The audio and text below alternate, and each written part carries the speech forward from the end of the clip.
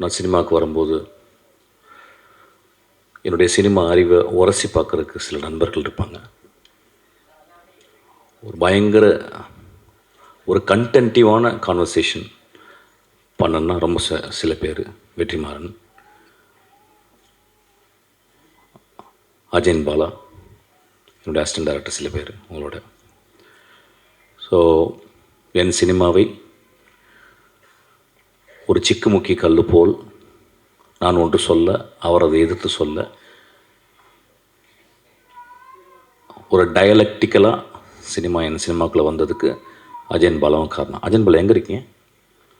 Ajayan Bala very good human being, ரொம்ப பண்பான மனிதர், அன்பான மனிதர். அதனாலே ரொம்ப நாள் சினிமாவில் கிடைக்கல அவருக்கு. இந்த சினிமாவில் நிறைய ரொம்ப தேவையில்லாமல் நல்லவங்க இருப்பாங்க ஆக்சுவலாக. அது மீரா கதிரவன் மாதிரி ஆக்சுவலி ரொம்ப ஹானஸ்ட்டு, அவங்களுக்குள்ள ஒரு இன்னசென்ஸு இதெல்லாம் வச்சுக்கிட்டு இருப்பாங்க. ஸோ அதனால் ஆக்சுவலாக எனக்கு முன்னாடி வெற்றிமாறனுக்கு வந்து அஜயன் பாலா சினிமா எடுத்துருக்கணும். But life is always it has its own plan. So இன்றைக்கி எடுத்திருக்காரு. இதில் என்ன எனக்கு ரொம்ப பிடிச்சது அப்படின்னா, இல்லை ராஜா அப்பாவை அவர் இன்க்ளூட் பண்ணது தான். நான் உள்ளே உட்காந்துருக்கும்போது பாட்டு கேட்டேன்.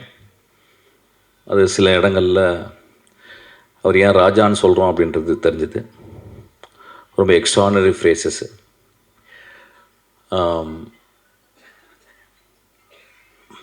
செலியன் எப்பயுமே சொல்லுவார், நாங்கள் சினிமா ட்ரை பண்ணும்போது ஒரு பெரிய பானையில் தான் சாப்பாடாக்கி நாங்கள் 1 மணிக்கு வருவோம் பசியோடு. நாங்கள் பசியோடு 1 மணிக்கெல்லாம் படுத்துருவோம். ஒரு 1:30 மணிக்கு எட்டி உதச்சி எழுப்பி டேய் சமைங்கடான்னு சொல்லுவார் எங்கள் அண்ணான்னு சொல்லிட்டு கண்கலங்க சீமன் சார் பற்றி பேசியிருக்காரு. ரொம்ப சந்தோஷம் சார், ரொம்ப நன்றி சார்.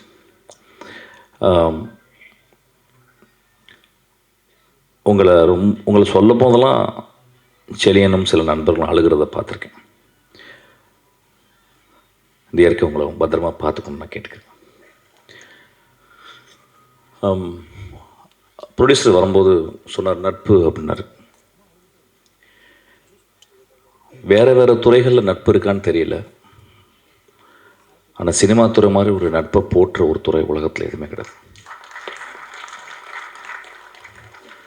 சினிமாவுக்குள்ள கதைகள் சொல்கிறது அது ஒரு தனி, அது சமூகத்திற்காக அது ஒரு பெரிய சம்பாஷணை.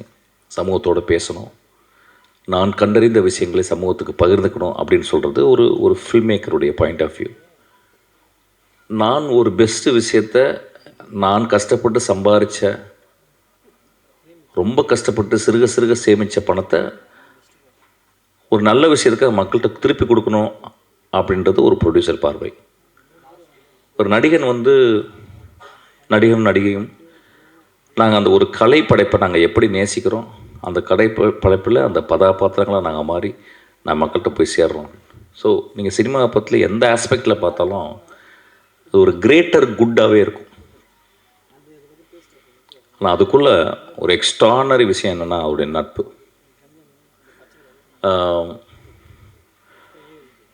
எவ்வளோ பிரச்சனைகள் இருக்கும், நம்ம வெளியே உட்காந்து காசி பேசிடுவோம், அவனை பிடிக்காதுன்னு சொல்லிடுவோம், இல்லை ஒரு மேடையில் விமர்சிச்சிருவோம். ஆனால் அவங்களுடைய ஒர்க்கை அந்த நட்பு எப்பயுமே விட்டு கொடுக்காது. அவங்க அதை சிலாகிச்சு தான் பேசுவாங்க. எனக்கு அவர் பிடிக்காதுப்பா, ஆனால் அவன் பயங்கரமான ஃபில்ம் மேக்கர் அப்படின்றாங்க. எனக்கு அவர் பிடிக்காதுப்பா, ஆனால் நல்ல படம் மட்டும் எடுப்பான்னு சொல்லுவாங்க. ஸோ சினிமா ஒரு பெரிய நட்பு சமுத்திரம் தான் அது. எனக்கும் அஜயன் பாலாவுக்கும் அந்த மாதிரி நட்பு தொடர்ந்துக்கிட்டே இருக்குது. அப்படி ஒரு நட்பு இருக்கிறதுனால தான் வெற்றிமாறன் அஜயன் பாலாவை கூடவே வச்சுக்கிட்டு வெற்றிமாறன் திறந்த அந்த நூலகத்துக்கு ஒரு படிப்பாளியும் ஒரு பண்பாளனையும் ஒரு உண்மையாக இருக்கிற ஒரு மனிதனையும் அதை பார்த்துக்க சொல்லி அஜயன் பாலாவுடைய வாழ்க்கையில் மிக முக்கியமான ஒரு பொறுப்புன்னு நினைக்கிறேன் ஆக்சுவலாக. ஸோ இந்த திரைப்படம் ரொம்ப முக்கியமான திரைப்படம். அப்பா வந்திருக்காரு, கங்கைமன் அப்பா. நான் அவர் தான் ரீசெண்டாக அவர் கூட இருந்து ஒரு ஒரு முழு நாள் அவர் கூட இருந்த ஒரு பேரனுபவம் எனக்கு கிடச்சிது. ஒரு பெரிய polymath. I think name anything in cinema I would have done. அவருடைய நட்பு கிடச்சது எனக்கு பெரிய இந்த இயற்கை எனக்கு கொடுத்த வாரம்னு நினைக்கிறேன். அப்போ இங்கே பேசும்போது வந்து ப்ரொடியூசர் சார் வந்து பேசினார். ஒரு மனநல மருத்துவராக பேசினார். ஒரு கதாசிரியனும் ஒரு சமூகத்தின் மனநல மருத்துவம் தான். ஒரு சினிமா எதுக்கு பார்க்குறோம் அப்படின்னா, ஒரு நல்ல ஃபில்ம் மேக்கர் வந்து ஒரு நல்ல கதை வந்து ஒரு தெரப்பி. கதைகள் எதுக்காக சொல்லப்படுது அப்படின்னா, ஒரு சமூகத்திற்கு தெரப்பி. எப்படி இருக்கணும், எப்படி இருக்கக்கூடாது, எப்படி வாழணும், எப்படி பிரச்சனைகள் வரும்போது அதிலேருந்து கலண்டு வரணும் அப்படின்றத ஒரு சமூகத்திற்காக ஒரு எழுத்தாளன் தன் வாழ்நாளை மறந்து யோசிச்சுக்கிட்டே இருக்கான். நிறைய பேர் சில காரணங்களில் குடிக்குள்ளே போய் ஒளிஞ்சிருவாங்க. அதுக்குள்ள கூட அதுதான். ஏன்னா அந்த கவனம் அதுக்குள்ளேயே இருக்கணும் அப்படின்ற மாதிரி கூட சில டைம் தன்னை மாய்ச்சிக்கிட்டு சமூகத்திற்காக ஒரு தெரப்பிஸ்ட் வாழ்க்கை என்றைக்குமே சந்தோஷமாக இருந்ததே கிடையாது. அது ஸ்டார்ட் ஃப்ரம் ஃப்ராய்டியை எடுத்துக்கிட்டால் கூட, லக்கானை எடுத்துக்கிட்டால் கூட, யாருடைய ஒரு கிரேட் தெரப்பிஸ்ட் வந்து ஹாப்பியாக இருந்ததில்லை. ஏன்னா அந்த ஹாப்பினஸ் எல்லாம் எப்படி சமூகம் ஹாப்பியாக இருக்குன்றதுக்காக அவன் தன் வாழ்நாளில் ஒரு மெழுகுபத்தி போல் எரிச்சுக்கிட்டு அவன் வந்து சமூகத்தை பத்திரமாக பார்த்துக்கிறான்.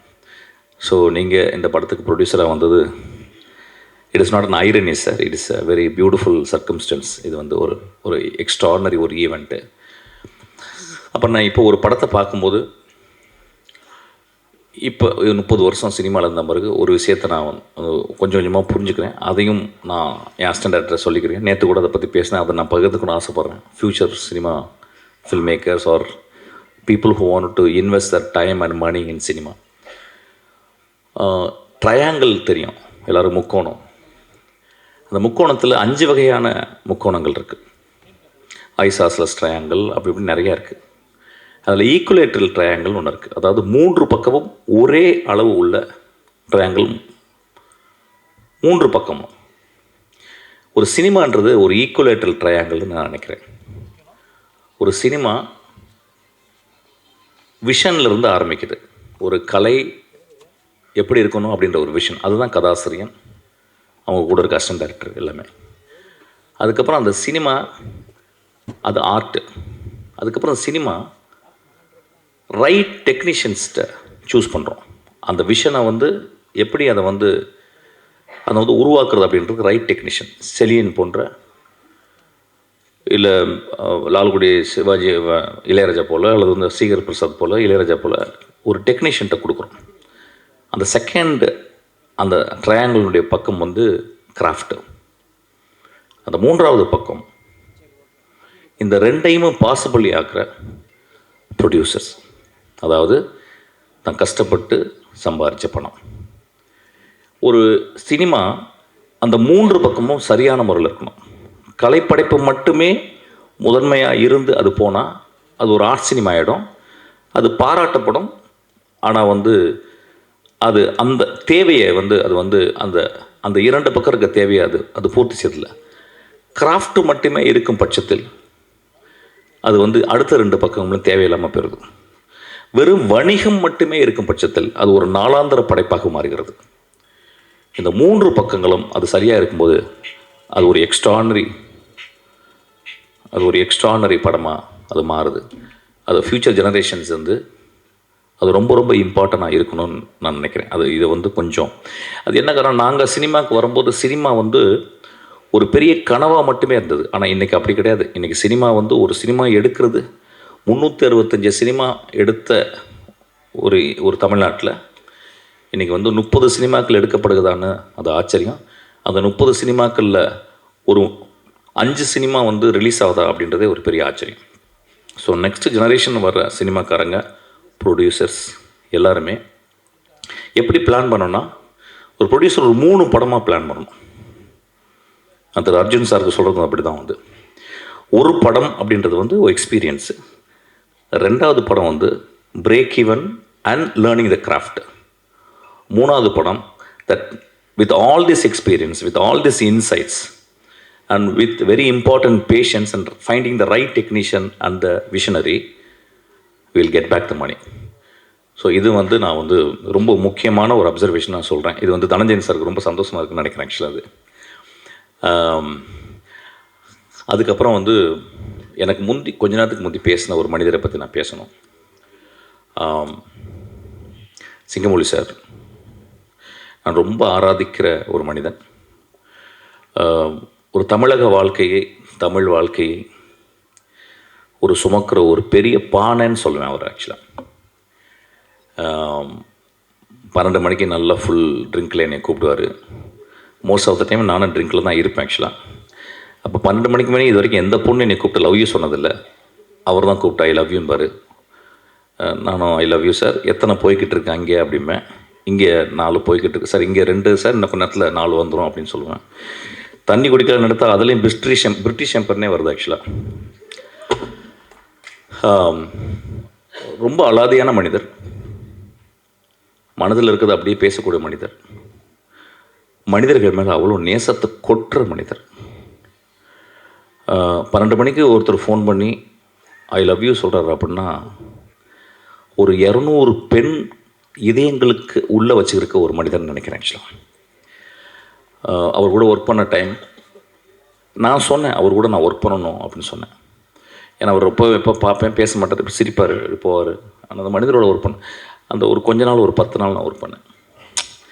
ரொம்ப ஒன் ஆஃப் த பெஸ்ட். அவர் கூட பேசிக்கிட்டே இருப்பார், ரொம்ப ஜாலியாக பேசிகிட்டே இருப்பார், எல்லா விஷயம் சொல்லுவார். நிறைய கதைகள் அவர்கிட்ட இருக்குது ஆக்சுவலாக. சினிமாவில் தான் இந்த மாதிரி ஒரு ஆளை நீங்கள் பார்க்க முடியும். எப்படி சொல்லலாம்னா, சொல்லுவாங்க ஒரு ஒரு ஒரு கிழவன் இறந்து போய் விட்டால் நூலகம் எரிந்து போயிடுதுன்னு ஒரு ஆப்பிரிக்கா பழமொழி இருக்குது. அந்த மாதிரி ஒரு பழைய கிழவன் தான் அவர் ஆக்சுவலாக. இந்த மாதிரி கிழவர்கள் இன்றைக்கி இல்லை, செத்து போயிட்டாங்க நிறைய பேர். நம்ம அப்பா அம்மா எல்லோரும் செத்து போயிட்டாங்க ஆக்சுவலாக. எங்கள் சீமானனை கூட அப்படி தான், ஒரு ஒரு ஒரு பெரிய கிழவன் தான். ரொம்ப நீங்கள் ஆனால் நீங்கள் வந்து பெண்ணாக பிறந்தாலும் நீங்கள் அழகாக தானே இருந்திருப்பீங்க.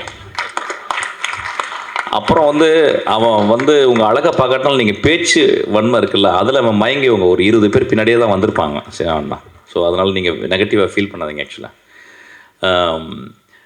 ஸோ இந்த இந்த இந்த மேடை ரொம்ப அழகாக இருக்குது.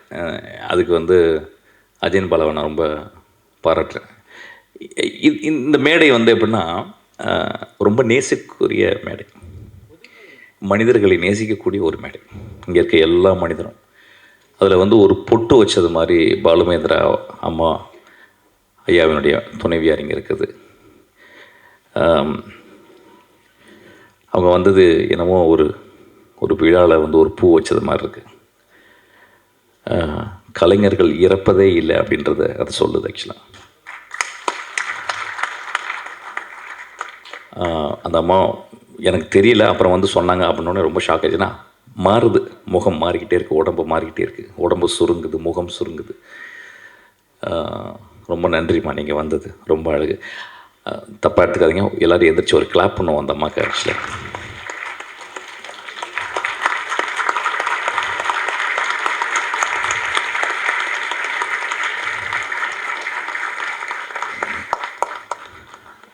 எஸ், அதாவது சினிமாக்காரனுக்கு வாடகை கொடுக்க மாட்டான், சினிமாக்காரனுக்கு எங்கே போய் போனால் வாடகை கொடுக்க மாட்டான். ஆனால் ஐயா சினிமாக்கார மாதிரி அன்பானவன் எவனுமே இல்லையா, அதுக்கு சாட்சி தான் இது ஆக்சுவலாக. ரொம்ப நண்பர்கள் நிறைய பேர் இருக்காங்க, நான் பேசலை, விஜய் சாரி டாக்குனா. அப்புறம் அந்த படத்தில் நான் சில காட்சிகள் பார்க்கும்போது செலியன் ரொம்ப நாளைக்கு அப்புறம் வந்து ஒரு பயங்கர டான்ஸ் ஆடியிருக்கார் ஆக்சுவலி. வெரி விஷுவலி பிரெத் டேக்கிங்கான இருந்துச்சு. I am looking forward to see the whole movie. அப்புறம் ராஜா சார் பற்றி ஒரு பாட்டு கேட்குறது அப்படின்றது, இன்றைக்கி காலைல எந்திரிச்சு ஷாப்பேனுடைய ஃபஸ்ட்டு நக்டூன் கேட்டேன் ஆக்சுவலி.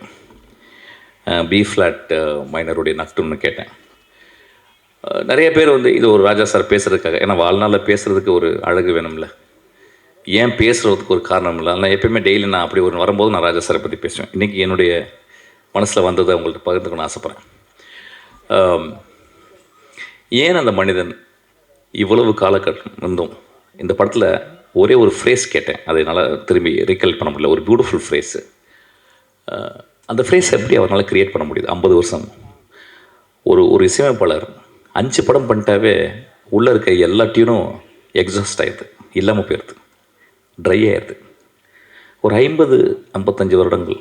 ஆனால் ஆக்சுவலாக அவர் ஒர்க் பண்ண ஆரம்பிச்சது 70 வருடங்கள். ஒரு 70 வருடங்களாக ஒரு மனிதனுக்கு அந்த கேணி ஏன் வற்றவே இல்லை, அந்த ஊற்று எப்படி வற்றவே இல்லைன்னா ரொம்ப ஆச்சரியமாக இருக்குது. தெர் ஆர் 2 ways ஆஃப் ஃபில்மே கிரேட் கம்போசர்ஸ் இருக்காங்க. எப்படின்னா ஹார்ட் ஒர்க் பண்ணிக்கிட்டே இருக்கிறது, அதுக்கப்புறம் இன்ஹரண்ட்டாகவே அவங்களுக்கு வந்து ஒரு அஃபினிட்டி டுவர்ட்ஸ் கிரேட்டர் ஆர்ட் இருக்கும். அந்த மாதிரி பார்த்தீங்கன்னா ஷோஸ்டகோவிச், நான் படித்ததுன்னு நான் கேட்டதில் Shostakovich, Beethoven primarily, Bach, Mozart, Schubert, Rachmaninoff, அவங்களாம் அவங்கள என்ன பார்த்தீங்கன்னா inspirations bent towards art, 24/7 thinking about music, அதுக்கப்புறம் அவங்க ப்ராக்டிஸு. இப்போ நான் சொன்ன எல்லாத்தையுமே நம்ம ஊரில் இருக்க ராஜா சார் பண்ணிக்கிட்டே இருக்கார். 24/7 அவர் அந்த இசையிலே இருக்கிறார். எனக்கு நல்ல ஞாபகம் இருக்குது. ஓனாய் ஆட்டுக்குட்டி நான் வந்து யூகேயில் இருக்கேன். அவர் பார்க்குறாரு. அப்போ என் தம்பியை வந்து என்ன பண்ணிட்டேன், டே பின்னாடி இருந்து அவர் பார்ப்பாரா, வீட்டில் தான் பார்த்தாரு, சின்ன டிவியில் டபுள் பாசிட்டிவ் பார்க்குறாரு. என் தம்பியை பின்னாடி இருந்து, டே அவர் கை சோஃபாவில் வச்சுருப்பார்றா, அந்த கையை மட்டும் வீடியோ எடுத்துக்கிறேறா அப்படின்னு. அவனுக்கு புரியல. அவர் படம் பார்த்துட்டே இருக்காரு. ராஜா சார் உட்காந்து படம் பார்த்துருக்காரு. என் தம்பி பின்னாடி உட்காந்து வீடியோ எடுக்கிறான். ஒரு 10 இடத்துல அவர் கை அப்படின்னுச்சு. அது என்னென்னா அவர் கீ கண்டுபிடிக்கிறார் 10 இடத்துக்கு. அப்போ நான் சொன்னேன் தம்பிகிட்ட, இந்த படத்தில் எக்ஸ்ட்ரானரி மியூசிக் இருக்குன்னு. அவனுக்கு ஒன்றுமே புரியல. அப்புறம் நான் வந்தேன், அவன் ஃபோன் பண்ணார். என்னடா இப்படி பண்ணி வச்சுருக்க, ஒரு மாதிரி இப்படி ஒரு குழப்பமும் பண்ணி வச்சுருக்க, நல்லா இருக்குடா, புதுசாக இருக்குது, சரி எனக்கு ரொம்ப வேலை கொடுத்துருக்கு அப்படின்னு சொல்லிட்டு இப்படி திரும்புகிறாரு. நான் வீடியோவில் பார்க்குறேன், இப்படி திரும்புகிறாரு. திரும்பிட்டு போனவர் பின்னாடி ஒரு கை இருக்குது, ரைட் கை என்னது இப்படி ஆட்டுறாரு. எனக்கு தெரிஞ்சு ஒரு கம்போஷன் உருவாயிடுச்சுன்னு சொல்லிட்டு. What I'm trying to say, that man, எனக்கு நான் ஒரு 100 வயசு வாழணுன்னா அது தேவையில்லை நினைக்கிறேன். 25 வருஷத்துக்கு பிடிங்க அவர் கொடுத்துடலான்னு நான் கேட்குறேன். Thank you so much.